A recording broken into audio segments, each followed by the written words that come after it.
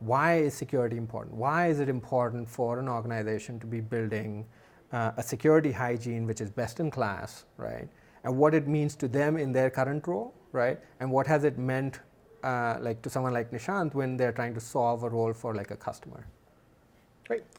So I'm Sam Masiello, as Abhijit mentioned, Chief Information Security Officer at Gates Corporation. I've been in several different security leadership capacities now, and I consider myself very much a builder. I enjoy going into organizations and building their security programs. I've gone into companies where they haven't had a security leader before, they haven't had a security program before, and I love just establishing that groundwork and establishing that foothold in the organization and kind of building things from the ground up. Because one of the things that, as Abhijit mentioned a moment ago, one of the most important things that you need to think about when you're building a company, and at least in my opinion, my somewhat biased opinion, is you need to be thinking about how you're going to be building security around the product that you're building, regardless of what it is. Because you're going to be likely handling someone's data in some way, regardless of what that information is, whether it's personal information, whether it's health information, maybe it's credit card information if it's in a commerce application. But you need to be thinking about how you're going to secure that data, because ultimately we see the news every day. We see the breaches every single day of whether it's a GitHub or whether it's a LinkedIn or whether it's any large organization and small, where they end up getting compromised in some way. And in some cases it's because of cloud misconfigurations, maybe it's because of some sort of misconfiguration or error. But either way, these breaches are happening on a regular basis, and your information is getting leaked out into the wild, whether it's your personal information, whether it's your health information, maybe it's passwords, and that information is being leveraged against you in some way, and that information is being sold in the underground market such that the guys who are stealing this information are making money off of it. And so that puts everybody at a disadvantage. It puts you at a disadvantage. It puts the companies who are leveraging that data at a disadvantage as well. And so when I think about the importance of building product security into a product from the ground up, to me it's critical. Not only from the standpoint of being able to establish yourself as a company that is serious about the data that you are collecting, but also as you think about the privacy landscape. The privacy landscape is getting wider and wider every single day, where we have GDPR, we have CCPA, we have privacy regulations in almost every country and in many different states now being either talked about or being passed that are regulating, well, quite frankly, the fact that companies don't own data in the same way that they used to before. They're much more putting the ownership of people's data in the hands of the people whose data it is. And so as you think about protecting data from a security perspective, you also need to think about all the various privacy regulations. So the landscape is getting more and more vast and more complex as you think about the number of things that are required from an organization's perspective to be able to make sure that they're, quite frankly, doing the right things. Fascinating. And so Nishant, what led you to starting a company? I know you spent time at Symantec before starting CirroSecure, right? But what was that journey like for you? Sure thing, yeah. So I'm Shawn Toshi. My background was I started as an engineer at Symantec and spent a lot of time with threats, with advanced threats, with vulnerabilities, building a lot of secure software that got deployed to millions of endpoints. But one thing I realized when you're working at bigger companies, they do a fantastic job protecting millions of users, but when you talk about new trends, new threat vectors, new sort of frameworks or new paradigm shifts, that's where I think just being part of a larger company, and no disrespect to Symantec in general, when you're a part of a larger organization, it's just innovation does slow down, and that's been my personal experience. And then the question is, how do you kind of bring that innovation up? And I saw an opportunity to actually go out and start a company to tackle this new problem that I saw, and I saw that none of the big companies were actually trying to address this problem, or if they were years sort of behind. So that sort of led me to start my company CirroSecure in 2012, when I saw this big movement of data to SaaS applications. I saw infosec really not prepared to deal with that paradigm shift. Mm-hmm. They knew what was happening, but they didn't have the right knowledge, they didn't have the right skill sets, processes, and more importantly, visibility into what's going on into these SaaS applications. So that led me to start this company. But as I intersect with Sam on his perspective, and why security is important, at the end of the day, we are building security products, and it's the biggest threat any company, big or small, has to its future is, especially when you're a security service or a security product, is getting hacked. We've seen some of these companies actually go through that, and it's very painful. So when I was sort of like, when we got success, when you don't have any customers, it's like you can sleep well. The day you start getting customers and customer data, I joke to my wife, like, I don't think I've slept for like 5 years, just because the magnitude of like what you're dealing with, like the amount of data you have, the amount, we had like large customers. So my company got acquired by Palo Alto Networks, but even before that, we had some of the biggest financial institutions on our platform as a company. And we had like 15 people in all. So it became paramount to kind of design security from the get-go, to think like that we have to embed controls, embed product security from the get-go, and not rely on like, hey, we'll fix this later. Because by the time you get all this data, it's too late. It's too late. It's too late. So it's starting from like zero and making sure you have a good process. So when we actually went to Palo Alto Networks, they were like very surprised at the level of like controls, or being such a small company. But we couldn't survive without those controls, and we couldn't sell without those controls. So that became paramount to our success. So the way I think about security is like, yeah, it's important from the get-go. It's important to embed it, and it's like, and that's something that with this new, it's becoming more and more complex, just because there's so many new things coming up. Like, your product life cycles are getting shorter. There's a new world of cloud and SaaS. Tools are sort of changing. You have Bitbucket and you have Jenkins, and you have like new tools to kind of actually deploy code or deploy products. You have like public cloud and all the configuration issues. So there's so much happening, and to kind of make sure you have a pulse on everything becomes challenging. So yeah, I mean, it's a great time to be a founder because there's so many problems, but at the same time, yeah, it's a complex world that we're dealing with. I think Nishant brings up a great point on building security in from the ground up, because a lot of times I hear the argument, I've heard this many times over the years, of, well, security just is going to end up slowing us down, or security is going to end up costing us more money because it's going to elongate our development cycles, or elongate our test cycles, or elongate our release cycles. But if you do it the right way and you build it as part of the design, such that it's being considered along the way, as opposed to a checkpoint at the end of the process, at the right as you get to the release date, where somebody says, oh, by the way, we need security to take a look at this product now, after you've already built and designed everything, and that's when they start to find all sorts of problems, and then your release cycles do end up getting delayed, or you end up as a company accepting a fair amount of additional risk because of the fact that you didn't build security in from the ground up, or because you're not willing to move your release date out because you didn't have a mature enough process to build security in from the ground up. So if you actually build it into the design process along the way, such that it's part of just the culture of how the product is designed from the ground up, then you actually don't end up elongating any of those cycles at all, because it's all being built into the project plan and into the release cycle as you're going forward. I think this is fascinating. You know why? Because for too long, we've actually been an industry where security was sold as a bolt-on solution. Like, oh, you set up a server, nothing about protecting that server, right? Like, it's like an after fact of like having done or achieved a business outcome which the organization was trying to achieve, right? But given its state of importance, I think it is one of those things where people who will survive the next decade will differentiate themselves by integrating a better security hygiene across their development organization, right? So before the product's actually shipped, all through from the design process to testing, security is actually baked in, right? And I think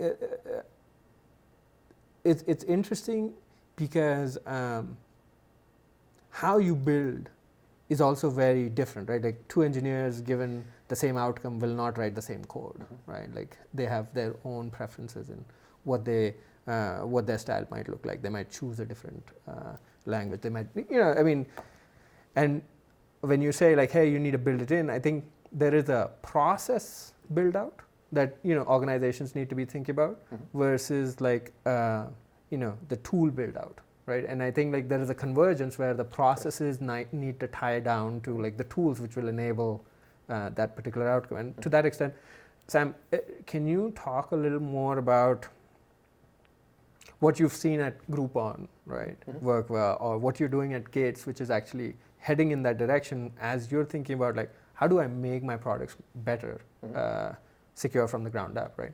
What does it take to do that?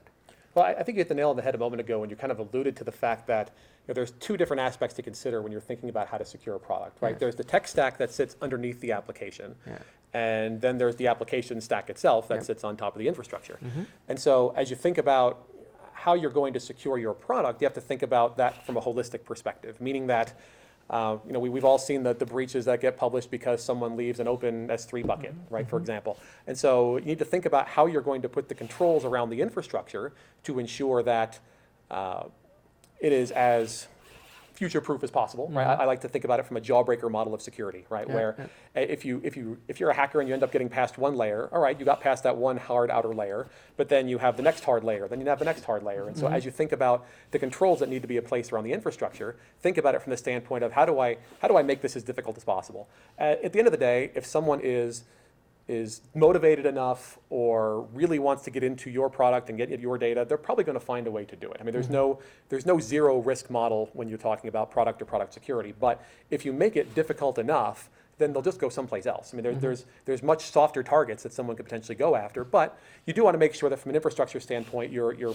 building your infrastructure in such a way that allows you to at least have that solid foundation. And then from an application perspective, and we're seeing a little less of the application direct attacks. We're not seeing as much of SQL injection or cross-site scripting attacks that were so prevalent 10, 15 years ago as it relates to web applications. But that doesn't mean you can't leave that door open, right? You need to be thinking about how you're going to secure at the code level as well. And one of the things we've done in the past, like at companies like Groupon, for example, was that we had code checking built into the development process such that when the builds were created at night, if something failed a security check, it broke the build. And so you need to build that as part of the culture as well to say, if we find security vulnerabilities along the way, we cannot release this product or we cannot move on to the next phase of the development cycle until we get these things fixed. As Nishant was saying earlier, so often we kind of try to figure out how we're going to bolt security on later, and you mentioned this as well, Abhijit, where security is considered more of a bolt-on, where if you have it, again, as part of the process where you're doing checks along the way and you have those milestones in place, and the developers know what those are, right? It shouldn't just be a developers are developing code, security's helping test. You work collaboratively as a team to help be able to build the product together, and so that the developers know what you're looking for, how you're looking for it, because ultimately that helps them write better code, and it helps make them better developers as well, because they'll understand better how to build secure products, as opposed to what happens a lot now is code is developed and then security finds a bug and says, fix it. Right? Well, they don't necessarily understand what the concept of the bug is or which doesn't lead to necessarily understanding how to fix it.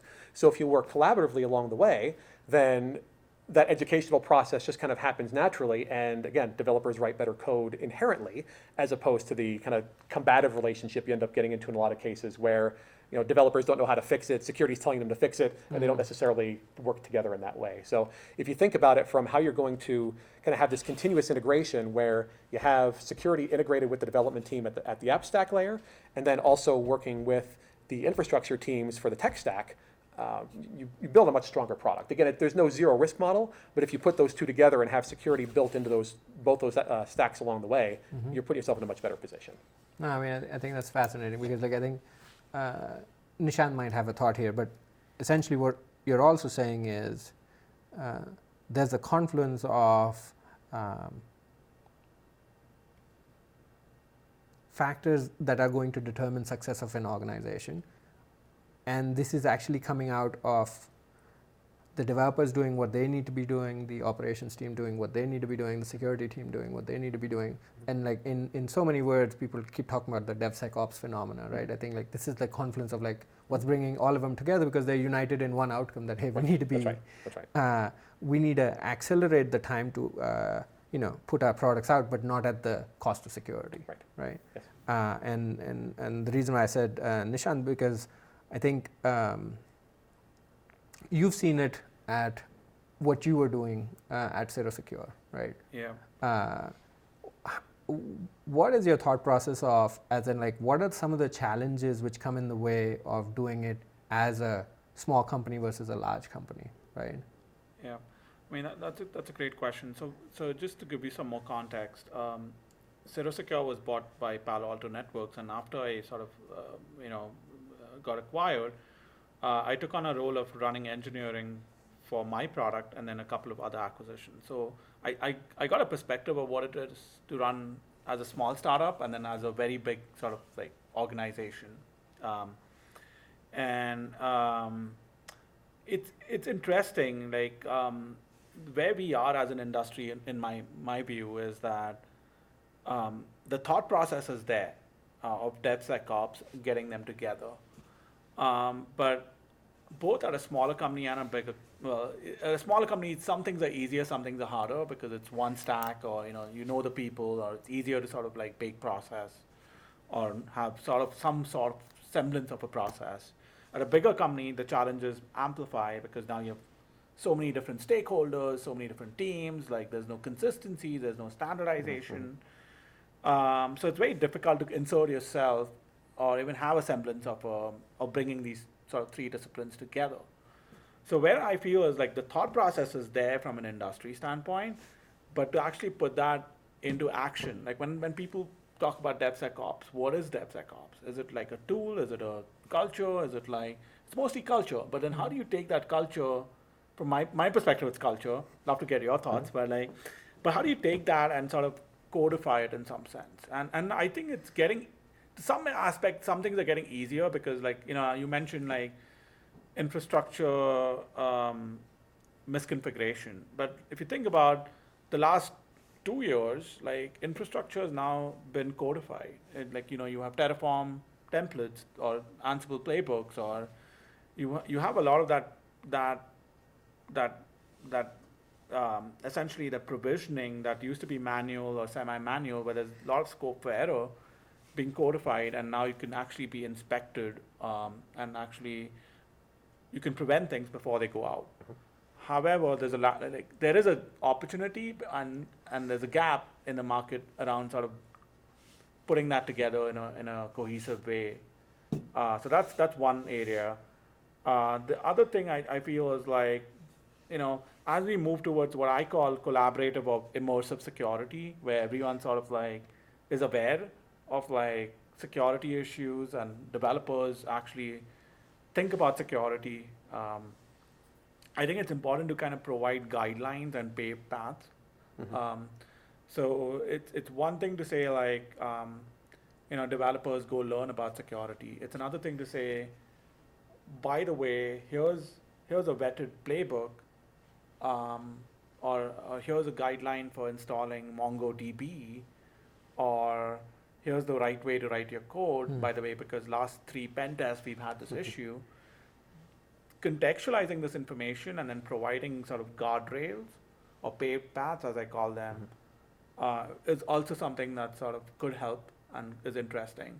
So at Palo Alto, and as well as, I'll speak for myself because I no longer work at Palo Alto Networks, but in general, a lot of these big companies, they are in a pursuit of creating these guardrails and paved paths because that just makes everything so much easier. It's easy when everything is standardized. Unfortunately, we live in a world where it's not standardized, and it's not I've given up the hope of standardization, to be honest, because every time I've standardized something, as a bigger company, we may purchase another company, or you might have another team trying to do something new, and you want that level of innovation. You don't want everyone to kind of just work on Java. Like, you want some like offshoot to go work on Golang or like experiment with something else, but then you want to have some guidelines, some training material, as well as some vetted sort of playbooks, so that it can make the life of the developer easy as well as the security sort of professional easy. So that's hopefully. No, that's helpful. I think part of what you were talking about was small versus large organization, but in panels in the past, I've also observed that there is this strict nature of industry, right? The context of the industry that you operate in starts mattering a whole lot more too, right? As in like whether you're an auto company or a healthcare company or a financial, right? Like I think your priorities are different. The way you look at the same data could also be very different, right? You could have the same question answered differently by different infosec leaders, right? Sure. All primarily driven by the context of the industry they're representing, right? But changing tracks, right? I think like one other thing I wanted to talk about was how has it been working with startups for you, right, Sam? Like very particularly like in the past of the times that you've had experiences, what are some great experiences that you can count on? And like, open to you using their name, but you don't have to give them a shout out if you don't feel like, right? But then also talking about like companies which failed, right? Like where you took a chance, because like a big part of what you're also doing is you're risking, right? You're taking a risk on a startup to deliver a value proposition that is important for your organization, right? And at the end of the day, like when a Symantec fails, right? I would assume the hierarchy of like the CIO, CEO might still take it easy and say like, okay, the largest company, the biggest pure play actually did not deliver. Not that they'll excuse them, but I think that it's looked in a different light than if you were trying to achieve the same outcome with a very small company of 15 people, right? And so what does that do to you is my second part of the question, but can you just talk about like your past experiences of where working with startups has been awesome or in some cases not so good? Yeah. So what I find is that the more successful startups are ones that, one, adapt to the needs of their customers, because I find that there are some of the more successful startups that I've spoken to in the past, and I've done a fair amount of mentoring with security startups, is that they end up in a place that's very different from where they thought they were going to be. They started at a particular point, they thought they knew what the destination was, and then as they learned from their customers along the way, they went a very different path. And I find that those are, at least in my opinion, the more successful startups, because they're the ones that are actually learning what the problem is that they really need to solve. They think they understand going into it what problem they want to solve, but what they find along the way is that that's not really the problem that people care about. And so when they get to where they establish what the real need is, they start going down that path, and I find them to be a lot more successful because they're actually developing a product that solves a need. One of the biggest issues that I've talked to many security startups who have just kind of gone down their path and said, no, this is what we're building, and I end up asking the exact same question. What problem are you really solving? And basically telling them, you're not solving a problem that I have. And that's a very difficult conversation to have because they've invested a lot of time and effort and money and resources and capital and investor money and time into developing this thing that come hell or high water, they're just going to keep developing that thing because they think that's the problem that needs to be solved.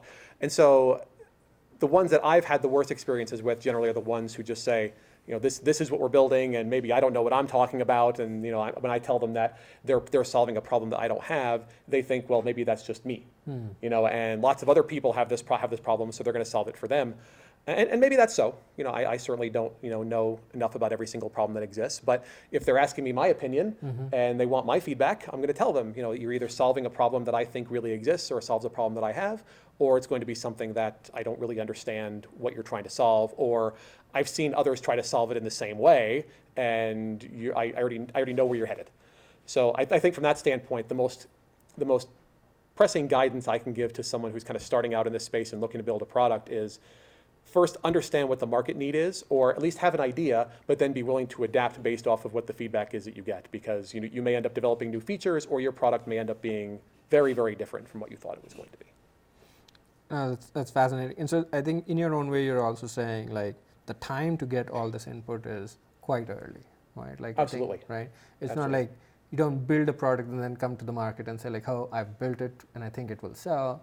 More often, the signs of a successful company are about like someone who actually diligently went around and talked to a variety of stakeholders in organizations to see if there's a common string that they can put a problem to. Yes. And then say, try to solve that problem. And then to that point, right, going to a comment you were making earlier, as part of your initial slides, right, would they be willing to test out that technology? Yep. Would they potentially be willing to be an early customer to help continue to validate their assumptions and provide feedback so that as they're continuing to develop that product, they're going down a path that is relevant? No, that's fascinating. And so I think, Nishant, does that, as you recount your time from CirroSecure on what you started solving for, right? How does that relate to your experience? Like, and I think a lot of founders have this, right? Like where finding product market fit is essential for them to actually get to the next level, right? And there's a certain stage where if you can't find 5 people who have the same problem who can pay you for solving a problem, you've been wasting your time, right? Yeah, I mean, I think what Sam's talking about totally makes sense. I think I would rather take more time to learn about problems than go build. At CirroSecure, I would say got lucky by chance, not by, I don't think I had anything to do with it. It's just like, there were circumstances which led us to kind of like more conversations early in the process, which led us to sort of like not building too much, but then validating the problem. But like, as I go about sort of building my next company, I think like that's a valuable lesson. Now you need to have a point of view, because I'm sure if I ask Sam like, hey, what are your problems? And it could be like, it could be a lot of problems. It could be sort of like uncharted. So I need to have a point of view, but very soon I can, I think the right way, I think, is to kind of keep learning and keep sort of projecting what I think the problem is, and then learn from someone like Sam and say like, no, I don't think that's the real problem, but you know what, the other thing adjacent to that, that's the bigger problem. And I think those things are sort of like, the more conversations you have in the first phase, my belief is, and I think CirroSecure, we were lucky, but like again, working with some of the founders I've had to kind of interface in my journey at Palo Alto Networks or outside, I've realized that that's sort of like one of the keys to success is to kind of talk to as many, buyers or CISOs as you can, and then keep validating what the real problem and what the value proposition is. Because there's also another aspect of like what I call, what the industry, and everyone here would probably resonate with or heard of this, is like aspirin versus vitamin. So it's kind of like there are problems, and but like how much as a founder, like you need to build something that is compelling. And that's like, there are enough problems right now in the security space that are sort of like on surface they look like great problems to solve, but they're probably nice to have. Like they're not like, they're not enough to kind of like justify a really large business. Yeah.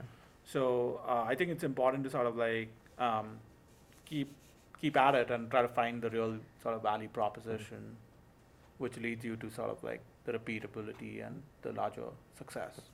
I think Nishant brings up a great point, because in a lot of organizations, you're not going to find many security groups that are overfunded, that have a lot of money to spread around. And so if you're not solving a problem that is a need to have, and is more of a nice to have, it's going to be difficult to try to find people who are willing to spend that budget, because they may just not have the budget available, except for the things that they really need to have.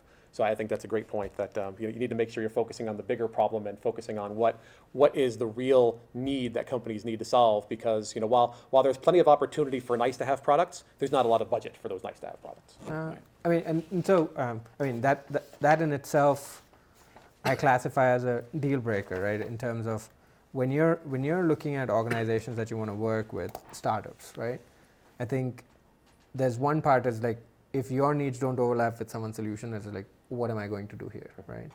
But are there things like what you notice off of cybersecurity startups that throws you off in a direction where you say like, you know what, I'm not willing to risk on this company, right? And this is outside the scope of whether or not they're able to be flexible on their vision, or in the circumstance where you have alignment on, this is my need, there's a company which actually wants to help me solve that need. What are like the prototypical deal breakers that you think of? And I think they can range from like cultural fit, or like the SLAs, or the size of the organization. In some cases, like have they been funded, or like across the range of them, what are like the 2 or 3 most important variables that you look for, right? Which, if not fulfilled, come out as deal breakers in your process. So I've worked for several different sizes of companies. Ones where They are generally less likely to work with startups because of the fact that they're concerned about the stability of partnering with someone who may not be there tomorrow. And I've also worked at companies who are very happy to work with startups. They in fact tend to lean themselves toward working with startups because, in some cases, especially if you're an early customer, you can potentially get on the ground floor of a really good technology and possibly do so at a relatively low cost. When I think about some of the red flags, right, one of the things to me that I always like to poke at, obviously again, somewhat biased view, is I like to understand from a security standpoint how they're getting their data and how they're protecting that information, right? Because ultimately, especially when you start, again, thinking about some of the privacy regulations, if I'm going to be sharing information that may fall under some sort of privacy regulation, or maybe it's PCI, maybe it's GDPR, maybe it's something else, ultimately, as a data controller, I am liable for the actions or inactions of my data processors or my partners. And so that could put me at significant risk if I have not properly vetted those organizations, and if they are found to have a breach of some kind, that puts liability back on me. And so from my standpoint, I certainly look at the way that they are developing not only a security posture, but also how they're developing their security program and how they are protecting the information that I'm sharing with them. Because ultimately, how they're protecting that information becomes my responsibility. To me, it's also just how they position themselves as a company. There's a lot to be said in how a company carries themselves relative to their sales process. I've worked with people who, people have generally different preferences. I generally tend to be more of I'll come to you, let me know, I'll tell you when I have questions, I'll tell you when I have concerns, I'll tell you what I need, as opposed to the ones who are constantly coming after me.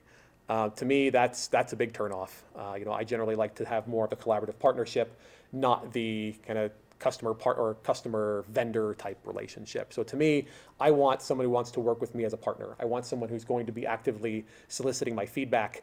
If you're not going to care about my feedback, then, especially as a smaller organization, I probably don't have much need for you because you're probably solving, in some cases, a very niche problem that I need to solve. And if you're not willing to work with me on what my needs are, then you're probably not a good fit for me. I had a third one, but it left. I'll come back to it. So anyway, those are the kind of things that come to my mind when I think about, what are the biggest red flags for me? Because, ultimately, I'm the one that has to accept the risk of the vendors that I'm working with. And ultimately, I'm accepting that risk not only on behalf of me and my group and my department, but also on behalf of the company as well. Right. And so to me, that's the bigger risk, and I'm putting myself on the line if I make bad decisions in that regard. That's very interesting. I think the follow-up over here for Nishant is Nishant, what did you learn in your CirroSecure time when you're trying to take a nascent product to market, right? What were all the things that people were classifying you against, which did not work in your favor, which you're trying to rectify as you think about this next company you want to start? Boy. I know it's loaded. Was I naive? Yeah. So yeah, to be honest, that's part of growing up. When you start the first company and you're sort of trying to sell, and you've been an engineer so all your life, and you're thrown into the sales process, and they issue an RFP to you, and they're like, what is that? What's an I wasn't. I was saying there's some aspects of sort of the sales motion that sort of I had to learn along the way, right? But I think there's sort of what I call a maturity curve, right? And it's not too hard to learn, especially if someone's guiding you or you've seen that process before. But there are a lot of different things, a lot of different aspects where you sort of need to be better prepared. As an example, what's your security controls? So, and being as open as possible, because I've seen companies where on the other end of the table, in my former role, I would go to a startup, and they're trying to pitch me, and they're like, no, but we can't tell you what the secret or sources, or I can't tell you where the data is going to be, and I'm like, then I won't talk to you. So it's kind of being very open. At CirroSecure, we were very open. We even gave architecture diagrams, because our notion was look, if you really want to copy this, go ahead, right? But it's a lot of work, and you're paying me because you don't want to do that work. And we could solve this up way better than anyone. So that was our strong belief. So I think being really open about this on the security side or privacy or confidentiality side, being very transparent about sort of like the legal aspects of this as well, right? Like what's in your contracts, like what you can support and what you can't support. What's your sort of roadmap, right? I remember like when we sold the first, and we sold to a pretty large organization, pretty large bank or financial institution. And we had SOC type 1, we didn't have SOC type 2 at that point. And we didn't have some of the other regulations they wanted. But we could commit to a roadmap, again, working very closely. So we had a very designer-centric sort of relationship. So we were early design partners in the truest sense. Like we would sit down together for hours together, trying to figure out if this is the right solution or this is how it should work in the organization. And that's the benefit that the buyer gets. It's like this early relationship where they can actually shape and mold the product. Yep. Right? Yep. Which worked out great, by the way, right? Because if you can prove it, like in one company, you can take that model to other companies, and that's effectively what we did. But I remember, like, there's different aspects: security, financial, contractual, roadmaps, and roadmaps for all of these things, right? Which are really, really important. Which I think, like, as anyone who starts their next company can sort of start thinking ahead of time versus like building the product, then going to sell, then realizing, oh, we need to kind of like retrofit this. So it's much easier to start with a SOC type 1. It's much easier to kind of when you have nothing. It's much easier to adhere to process when you have nothing, or bake that process as you start building the product. So I think that's some of the lessons learned. So I think in all, Sam, you're also saying you need to earn my trust, right? Absolutely. Right. And Nishant, you're saying like transparency is key to earning trust, right? And you got to share your roadmap. You got to be very clear about like what you can deliver on and what timeline, right? And it's interesting, right? Like yet you have 4,300 companies, and one of the things that I was hoping you would say is, don't do it with just one customer. Do it with 5, because like when I preach, I think sometimes what can dramatically change the trajectory of a company is how many different environments are you serving, right, at that starting design phase. As in, like, if you stick with just one, you just a great solution for that one company, right? But I think, like, potentially, do you think it would have accelerated your journey, Nishant, if you had like 3 design partners instead of 1 to start off? I know it's very hard. I'm just saying. This is a tricky question, right? Because you want quality and you want quantity at the same time. You don't want too much, right? So you want like a good representation, like that you're not like building a very custom solution for one customer. But at the same time, like, one good customer with a great thought leader and sort of like, someone you're really working with, and they have good insights, I would say it would trump over like, talking to 5 vendors or 5 customers who sort of give you, average feedback, right? So I think it's, again, quality and quantity both have to be factored in. I don't think it's like an easy answer. I think if you're getting 5 sort of design partners who's willing to spend the time with you, great. But sometimes you don't want to go too broad because you want to stay focused as a startup. Like, when the key is, as you talk to more people, you will understand like what problem you're trying to solve and like where it all sort of connect, all the dots, how they connect. But at the same time, you will have to parse through a lot more sort of noise. And you need to figure out like where you want to sort of drown out the noise and what you want to like super focus on. And that's the hard part, right? I mean, that's really the hard part. But love to get your perspective on that, as on the opposite side. No, I think you're exactly right. I think Abhijit hit the nail on the head a moment ago when he said, you need to earn my trust. But I think on top of that, you need to keep my trust. And this is where deliver, and also, as you think about, the original concept of your company, right? You want to build a great product, but you also want to be very customer centric. You want to you want to be focused on your customers.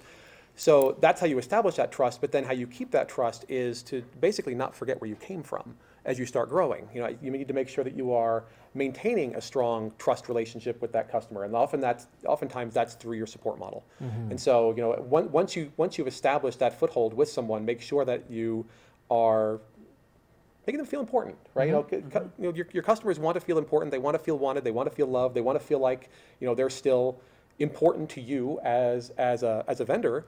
And so make sure you don't forget that customer-centric mentality, and don't forget where you came from, because you can win somebody with great ideas initially, but you keep them with great support. Yep. Yeah. I mean, I think it's fascinating because not too long ago, like there was a CISO in Detroit, actually, right, who had this data point on how they received 35 new emails just about pitching sale of a product, right? Every day. Every day. 10 to 20 gifts that would arrive at the office, right? Every week. And as I think about it, as in like, is that a great way of using your sales budget, your marketing budget, right? You have to question what needs to change to still be able to deliver on results for these cybersecurity startups, right? And I think as you talk about like, hey, don't forget where you come from, you gotta be having my best interest, like, be a true partner, right, in your journey. How do you think this should change? Like, how do you think the organization structure of like what your relationship today is with a budding entrepreneur who's trying to solve a challenge, how should this change? Like in Nishant's case, Nishant talked about like how he had a design partner, right, who basically helped mold the product, right? Now, certain people are trying to do that in the industry. Are you one who would say like, hey, you would want to partner with someone early on as long as the problem is something you actually want solved? In effect, benefit your the upside for your organization would be you get it for really cheap or even free, right? The solution, right? And get in at the ground floor level. Is that where you're graduating your thought process on like where to engage with startups to actually make sure you capture the upside around the problem statement that you have, right? And obviously for the startup to keep demonstrating that they're actually there to support you and your success. So I definitely would prefer to get in as early as possible. Okay. Just because of the fact that, I've been around a few different CISO roles. I've been on the client side, the vendor side, the brand side, and so I have lots of different perspectives. And so, I feel like I can bring some interesting viewpoints to the table as it relates to the problems that they're trying to solve, right? So I don't feel like I have necessarily I haven't just been in healthcare all my life, and so I only know the healthcare problems, or just in financial services. And so, from my standpoint, the earlier I can get in, I feel like the more value I can provide to them relative to, making sure they're going down a path where I think they're solving a problem that's worth solving. Yeah. And just to follow up there, like, so I think in your current organization, do you have the flexibility around the process which is involved in working with a cybersecurity startup? And by that, I mean, I think it's pretty broad, but like, do you have an RFP process which is thought about where a startup has like equal chance to actually compete on a solution with, where an outcome that you're trying to get to? Or do you have resources that you believe the organization can dedicate? And this is not just your time, but like folks in your organization, right?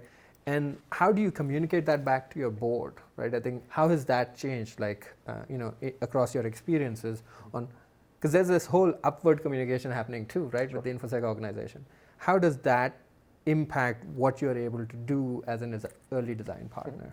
So from the standpoint of communicating upwards, right? To me, well, let me answer the procurement question first. So within my organization, and this is where how it's been most organizations that I've been at, the procurement teams don't generally understand enough about security and the players in the security space, especially when you get into some of these kind of niche areas of security, to really be able to, aside from maybe like opening up a Gartner report and looking in the upper right, really being able to give any sort of substantive recommendation as to who I should be talking to or looking at. I generally have a pretty good idea, and I do my own research, and I also have a great network of other security leaders that we tap into as well. We tap into each other on a fairly regular basis to say, hey, what are you guys doing for this? Or have you talked to this vendor? So we actually have a fairly tight-knit community where we collaborate quite a bit on who's doing or who's partnering with who for what. So from that perspective, at least from the RFP and procurement standpoint, they would be coming to me to ask me, who are the people that we should be looking at to help solve that problem that you're trying to solve? And then from an upward communication perspective, the conversations that I have with these vendors also helps me try to figure out, what does my roadmap need to be for the next 1, 2, 3, 5 years? Because they're looking to me to come to them and say, what else do we need to be thinking about, right? We're trying to solve certain problems today. There's certain blocking and tackling things that we're trying to solve today, but what's next? Like, what's your vision as to where else we should be 1, 2, 3, 5 years from now? And so some of those conversations with those vendors help me kind of think about that. They help me try to figure out, maybe the problem that they're trying to help me solve isn't something I need to solve yet, but is something that I know is coming. Or maybe, in a couple of years, I'll know that, that what they're trying to build is something that I need to potentially tackle. So from an upward communication perspective, it helps me to build my roadmap and communicate my vision to the board and to my executive team so that they understand, these are the problems we're trying to solve today, but also as we look towards the future and the problems we're going to have to solve as we evolve our security program and our security posture, these are the things we need to be thinking about years from now. I got you. And that'll change, right? Yeah. That always changes, but at least it gives them the comfort to know that someone's thinking about this, right? They're not just thinking about how do we prevent tomorrow's breach or the breach from happening 5 hours from now. It's how do we continue to evolve the security posture of the organizations that we're positioning ourselves well into the future. I got you. I mean, that's helpful. So the one thing that I also think is important to ask here is it your opinion that as you're trying to deliver better product security for your organization, the same resources need to be enabled to actually go out and partner and kind of be like thought leaders for like specific solutions, right? And roadmap is something which will decide like in what priority, right? Some of this gets solved, right? But how does that product security function organize itself in a way to deliver against a roadmap that you actually then communicate upwards, right? As in like, is it a democratic process within your organization where people are like, hey, these are a few gaps that we've understood within our product security organization, and there's a certain role order that you guys go out and pursue these in, or do you actually have like an alternate way of like getting to a roadmap? So we partner pretty closely. So I'm part of the IT organization at Gates, right? And so we partner very closely with our infrastructure partners, right? Because we're a very dependent organization upon them because we need them to help us execute on the things that we want to execute on. Right. And conversely, as we start thinking about how we're going to build security or secure, reliable, cost-effective architectures, right?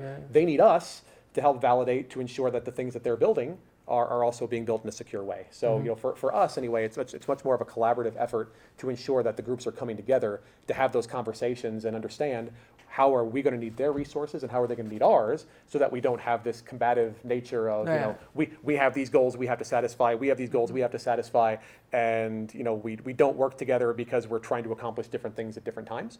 We come together so that the things that we need to do we can do together and make sure our goals reflect those. But you would say the cybersecurity startup founders need to pursue their relationship starting through the security organization and not the IT organization, right? I agree, yes. Okay. Yes. And Nishant, is that like your general opinion as well? Like as in like, as you think about use cases coming out of, emerging trends, and I'm not going to start counting them out, but like basically like there are new technology trends that are coming about which are opening up new avenues for security challenges.